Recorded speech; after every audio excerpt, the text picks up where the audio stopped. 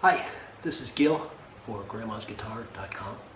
The real topic here is going to be neck angles and neck resets, which is the biggest kind of issue that most old strings instruments have, whether they be mandolins, banjos, guitars. This is an older Martin guitar. It doesn't look too old because it's in really good shape. It's 1943, so it's the middle of wartime when this was made. Ever since then, it's been under string tension.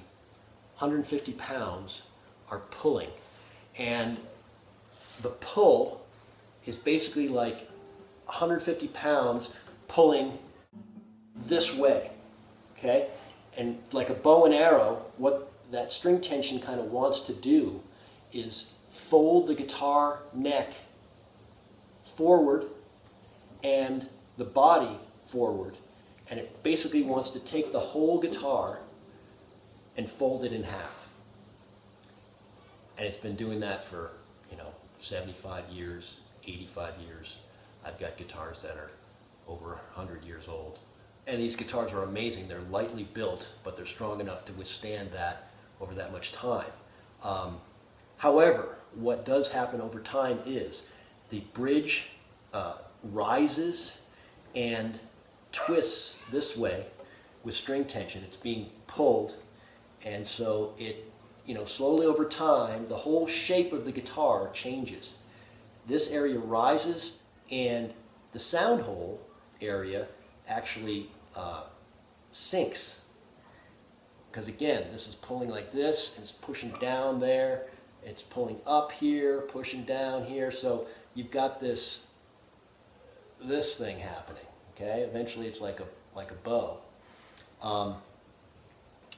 The problem, or the biggest kind of symptom of a guitar that has had string tension on it for too long and its geometry is starting to get messed up, is that on these upper frets, the strings become far away from the frets. What we do is measure at the 12th fret. So we count up from the tuners, 12 frets. Usually, like I said, there's a double dot there. And the 12th fret is what we use for a reference. Then what I do is I'll take a couple of dimes and stack them up. Okay? Just one on top of each other. That gives me a measurement that's standard. Then you can see that there's actually a lot of space between the tops of those stacked dimes, which are stacked on top of the fret, and that tensioned first string there, heaviest string, or sixth string, however you want to look at it.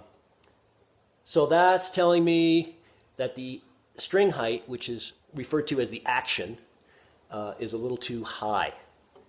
And that is a symptom of neck problems. I can go and get 3 dimes, and we'll see how we do with those. Now 3 dimes should be very tight in this gap. And again, there is a little play, hardly any, but a little play between the string and the dime. So that would be a pretty good sign this guitar needs a neck reset. The next thing to look at is the bridge saddle. That's this white strip here. These used to be made out of ivory. Now when we replace them with bone. It's much easier on the elephants, and it actually sounds better. I look at the height of this saddle, how high it is off the bridge surface, and this one is very low. Kind of in the middle area here, I'd like it to be just under an 1/8, maybe not quite that tall, but this one is, it's not really even a 16th, it's maybe a 16th. I'd like it to be somewhere between a 16th and an 1/8. This guitar has had a neck reset, and you can see the bridge saddle. We almost always replace the bridge saddle when you do a neck reset, because people, in order to get those strings lower to the frets, they will shave the bridge saddle down. Sometimes they'll even shave the bridge down, which is a bummer. I mean, it kind of works. It gets the strings lower, but it messes up the guitar's geometry, and then when a guy like me goes to restore the guitar, now I have to replace not only the bridge saddle, I have to replace the bridge to get it back up to the right height, and then I have to reset the neck, and we'll talk about that in a second. But this shows you what a full height, even a little higher than full, this is really up there, bridge saddle would look like. And this is nice low action. Okay, this is well under an 1/8 inch at the 12th fret. So we've determined that the action is a little too high on this guitar, and the saddle is too low. So those are really two strikes. Another way to look at the relationship between the neck angle and the bridge is to take a straight edge and put the the thin edge of the straight edge right in the middle of the neck, right on the frets. So I'm in between the strings, and this is sitting right on the frets. Then I'm going to keep pressure here onto the frets, and I'm going to slide it this way towards the bridge. Now, in a perfect world, this leading corner, lower corner of the ruler should hit right at the base of the saddle. But in this case, it's hitting the bridge wood well below that saddle, maybe a 1/16 down. I've seen these where it's hitting into the spruce top. The neck angle has changed that much. Okay, this guitar needs a neck reset. It's playable the way it is, and it sounds fine, but it's kind of like an engine rebuild after a couple 100,000 miles. It's maintenance, it's what this thing needs to basically run its best.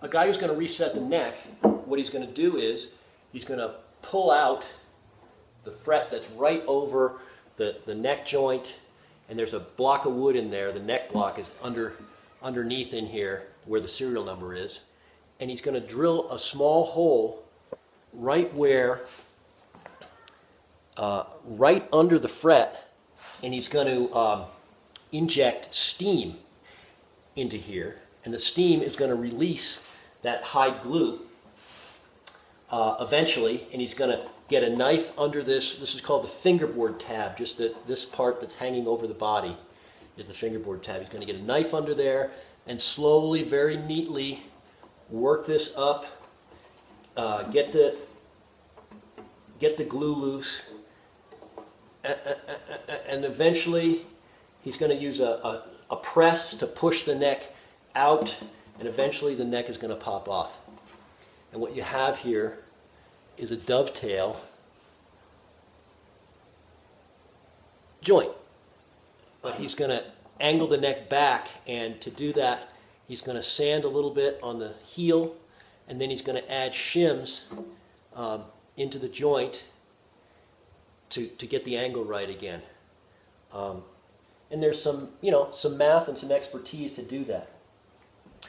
After that's all done, he's going to hide glue it all together, fret back in, and this baby will be good to go.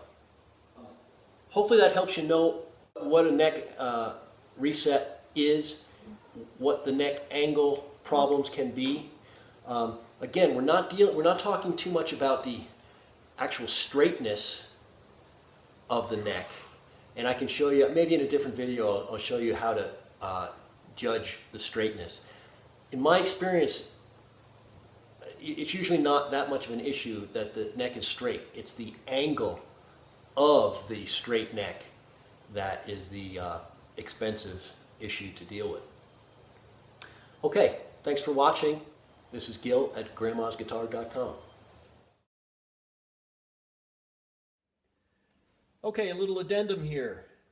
Here is our 1943 Martin 00018, and it has now had a neck reset.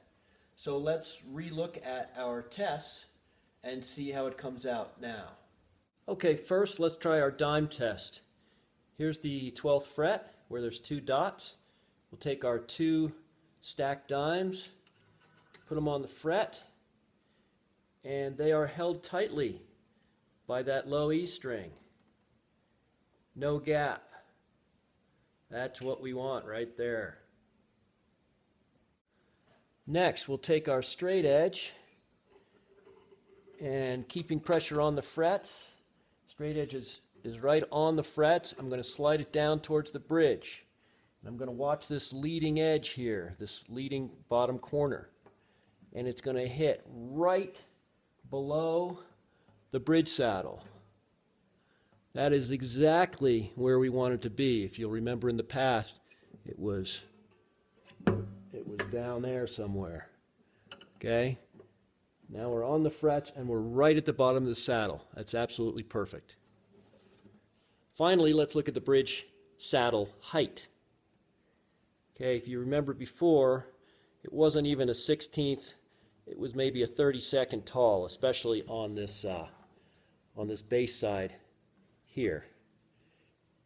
But now it's looking over a 16th tall again, just right. Okay, so we started with a guitar that's 1943 and a great piece of history and cool to look at, but didn't play very well, to a guitar that is back to its absolute best and probably plays about as good as when it was brand new.